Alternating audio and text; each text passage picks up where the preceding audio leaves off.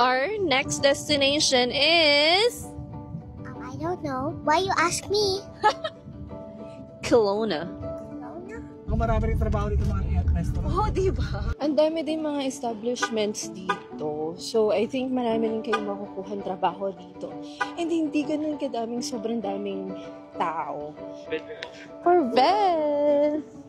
Lahat po dito, Corvette. Lahat yan! So, ito, part siya ng FCIP, Francophone community. So, yung mga French speakers, yon part siya nito. Kung marunong kayo mag-French, pwede kayo mag-apply dito for permanent residency. And then, basically, ang kailangan nyo is NCLC 5 or B1 level. Excited ka na ba? Lilipat ka na ba dito? Saan? Kelowna? Ay, of course. Sabihin natin itong mga kuyas natin. Lilipat na po ba tayo? Nagbabalak. Bilis. Bilis mag-decide. Pwede. Pwede, Posible. pwede. Pero bet namin. Bet talaga. Ganda-ganda. Parang ano dito, parang sinasampal ka ng kahirapan dito eh. Parang ang dami mayaman. Oo.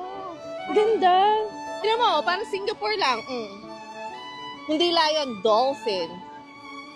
Ang nag-iisip na gustong lumipat dito, tignan nyo lang yung link na ilalagay ko sa description box.